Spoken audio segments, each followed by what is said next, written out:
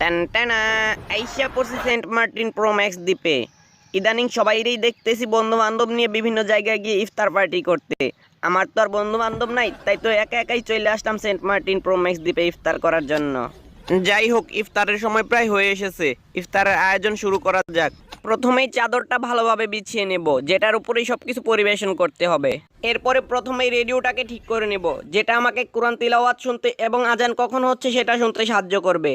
এরপরে একটা প্লেট নামিয়ে নেব, যেটার উপরে টুকটাক জিনিসপত্র পরিবেশন করা যাবে। এরপরে আছে টাটকা আমের জুস, যেটা না হলো তো ইফতার জমেই না। এরপরে নামিয়ে নিব একটা মিনি টেবিল, যেটার উপর আমি পরিবেশন করব আমার প্রিয় খাবারটি। এই হচ্ছে আমার প্রিয় খাবার, মফিজের দোকানের কেক, যেটা জরিন আমাকে কিনে দিয়েছিল। যদিও কেউ এটা খেতে চায় না, কিন্তু আমার খুব প্রিয়। এরপর আছে টকটকে লাল রঙের একটা আঙ্গুর ফল, যেটাকে আমি খাবো কেকের সাথে। এরপরে আছে বসার জন্য একটা টুল, কারণ আমি আবার উঁচু নিচু জায়গায় বসতে পারি না। টুলটাকেও ভালো করে স্কেল দিয়ে মেপে দেখে নিতে হবে, যাতে কোনো সাইড উঁচু নিচু না থাকে। ইফতারের এখনো অনেক সময় বাকি আছে, সাথে আনা এই ম্যাগাজিন বইটা পড়েও বেশ কিছু সময় কাটিয়ে দেওয়া যেতে পারে। কেকটাকে হাতে নিয়ে রাখি, আজান হওয়া মাত্রই প্রিয় খাবারটি দিয়ে ইফতার শুরু করব।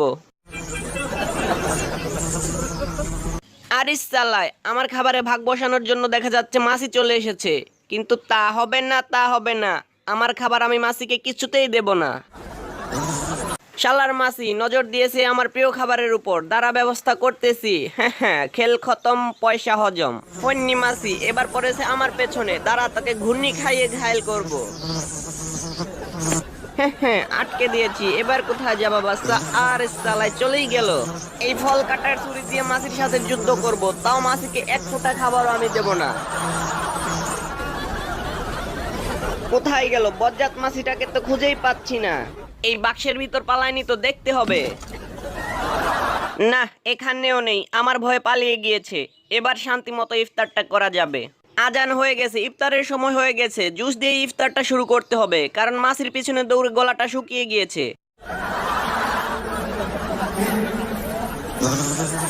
বজ্জাত মাছি জুসের বোতল এসে বসেছিল, সাহস থাকলে আরেকবার এসে বস, তোর 12টা বাজিয়ে দেব।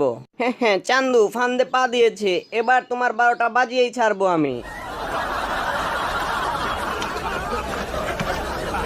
হ্যাঁ, এবার মনে হয় মরে গেছে। টানটানা আরে সালা, এবারও মরেনি।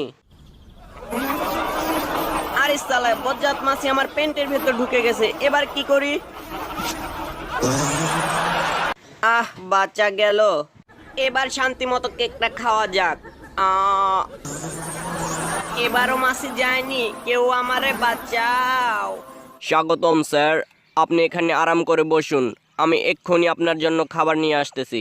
শালার চাইনিজ রেস্টুরেন্টে এসে যেই খাতির যত্ন পাইতেছি, শ্বশুর বাড়িতে যাইও তো এমন খাতির যত্ন পাই না। চাইনিজ রেস্টুরেন্টে খাইতে আসছি আর ভিডিও করবো না, সেটা কি হয় নাকি? ক্যামেরাটা আগে জায়গা মতো ফিটিং করে নেই। এই তো হয়ে গেছে। হাই ফ্রেন্ড, আমরা এখন ভাত খাবো, না মানে আর কি চাইনিজ খাবো। এই নিন স্যার, আপনার খাবার চলে এসেছে। ফন্নির ঘরে ফন্নিতে এগুলা কি দেয়া গেল? এগুলা কি মানুষে খায় নাকি?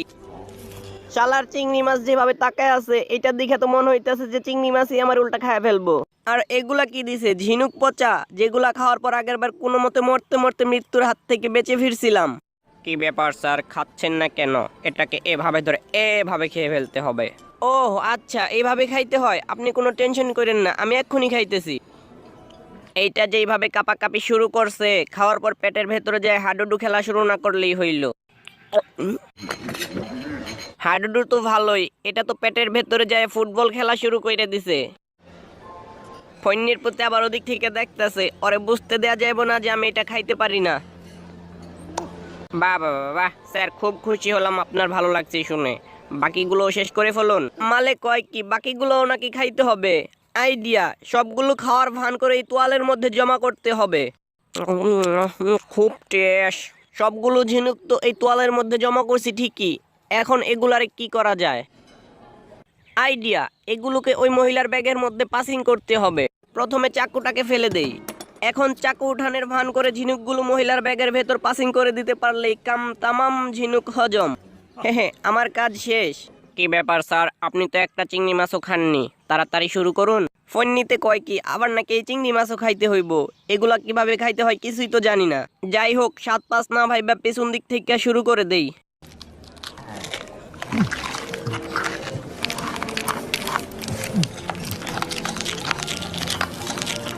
চিংড়ি মাছ খাইলাম নাকি চিংড়ি মাছ আমারে খাইলো কিছুই তো বুঝতে পারতেছি না। হায় হায়, মহিলার ব্যাগের ভেতর ফোনে রিং বাজতেছে। এখন ব্যাগের ভেতর হাত দিলেই তো সবকিছু ফাঁস হয়ে যাবে।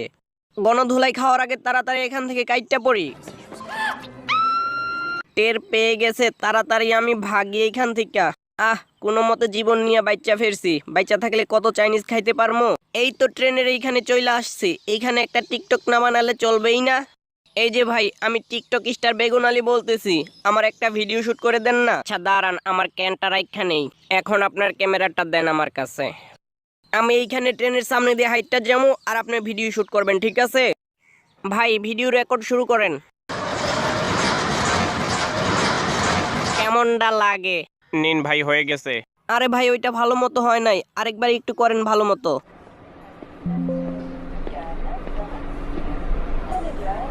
আপনাকে অনেক ধন্যবাদ ভাই, ভালো থাকবেন। আরে ভাই কি করেন, গেট অফ করলেন কেন? আরে ভাই প্লিজ ট্রেনের লোকদেরকে বলেন গেটটা খুলতে, ভেতরে আমার ছেলে আছে। এটাকে রেকর্ড করে নেই, ফেসবুকে ছাড়তে পারলেই আমি ভাইরাল। জাস্ট চালায়, ছেলেটা এখন একা হয়ে গেল। ওরা এখন আমারই সান্ত্বনা দিতে হইব। থাক বাবু, মনে কষ্ট নিও না, সবার বাবা তো আর চিরকাল বেঁচে থাকে না।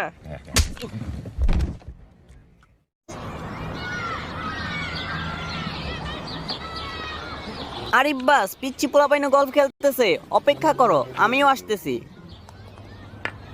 দুই খেলতে আসে, বুঝতে পারছি, ওদের জন্য একটা গল্ফের ট্রেনিং সেন্টার খুলতে হবে। যাই, সবাই একটু আমার খেলমাটা দেখায় আসি। অলিম্পিক থেকে গল্ফ খেলার জন্য আমারে কত রিকোয়েস্ট করছে, শুধু আলসামি করে যাই নাই। বলটার আগে বসায় নেই। এ বেটা যা ভাগ তোর বল নিয়ে, খেলা পারে না আবার খেলতে আসে। এইবার বলটারে সোজা বরাবর মেরে দেই। হ্যাঁ, দিস ইজ মাই খেলমা। এবার তাহলে প্রথম রাউন্ডের স্কোরটা উঠায় নেই।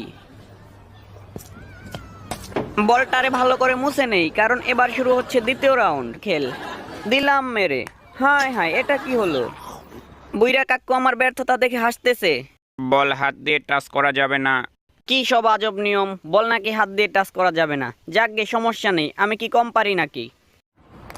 হায় হায়, এটা কি হলো? উল্টা বাড়ি লেগে বল নেটের ওই পাশে চলে গেল। সমস্যা নেই, আমি হাল ছাড়তেছি না, আমি এইখান থেকেই ফেলতে পারবো। না, এইখানেও ব্যর্থ। সমস্যা নেই, একবার না পারিলে দেখো শতবার। এইবার পুরো শক্তি দিয়ে মারবো। হায় হায়, কোথায় চলে গেল? হায় হায়, গাড়ি দেখে আমার বল নিয়েই চলে যাচ্ছে। তাড়াতাড়ি একটা ট্যাক্সি করে ওই বাসের পিছু নিতে হবে। এই বাস স্টপের সাইনবোর্ডটা নিয়ে যাই, কাজে লাগানো যাবে। এবার বাস স্টপের সাইনবোর্ডটা এখানে দিয়ে দিলেই বাস থেমে যাবে। টানটানা। এইবার তাড়াতাড়ি বাসে উঠে বলটা খুঁজে বের করতে হবে। পাজি বল গেল কোথায়? খুঁজেই তো পাচ্ছি না। ওই তো নিচে দেখা যাচ্ছে, হাত দিয়ে তো ধরা যাবে না, এই গলফ ব্যাটের সাহায্যে মেরে মেরে বের করতে হবে। একসাথে দুই কাজ হয়ে গেছে, এবার বলটাকে নামিয়ে নেই। এবার তাড়াতাড়ি বলটাকে এখান থেকে খুঁজে উদ্ধার করতে হবে। বলটা আবার কোথায় গেল? খুঁজেই তো পাচ্ছি না। আরিফ বাস, ওই তো বল ব্যাগের ভেতর ঢুকে আছে। কেউ দেখার আগেই এখন সুযোগ বুঝে বলটাকে বের করে নিতে হবে। এই তো বল বের হয়েছে। বল তো পেছি না। পেয়েছি, এই দিকে যেতে হবে।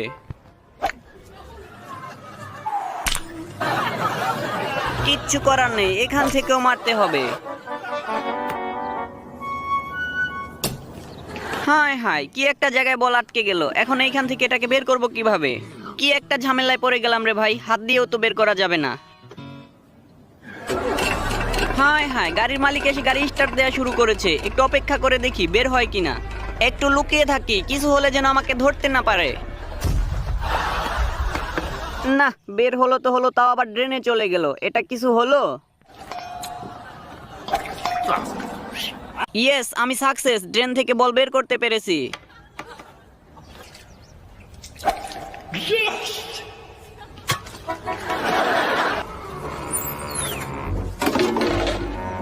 এইটা কিছু হলো? এত কষ্ট করে বের করলাম, তাও আবার ময়লার ঝুড়িতে পরে ময়লার গাড়িতে করে নিয়ে গেল।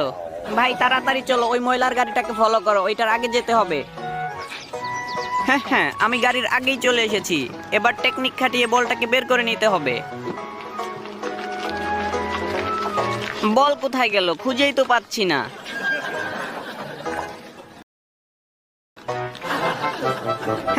অবশেষে আমি সাকসেস, ময়লার গাড়ি থেকে বল বের করতে পেরেছি। কি মোর জ্বালা, পিঠে আবার কি হলো? হায় হায়, এটা কোত্থেকে এলো পিঠের ভেতর? যাই হোক, এবার একটা ট্যাক্সি করে বলটাকে নিয়ে গলফ কোর্টের উদ্দেশ্যে রওনা দিতে হবে। না, এই গাড়িতে করে যাওয়া যাবে না, অন্য একটা গাড়ি দেখতে হবে। এই তো আরেকটা গাড়ি আসতেছে, এইটা করেই যেতে হবে। আরে ম্যাডাম, আপনি ভালো আছেন? আচ্ছা দাঁড়ান, আমি আমার বলটাকে একটু নিয়ে নেই।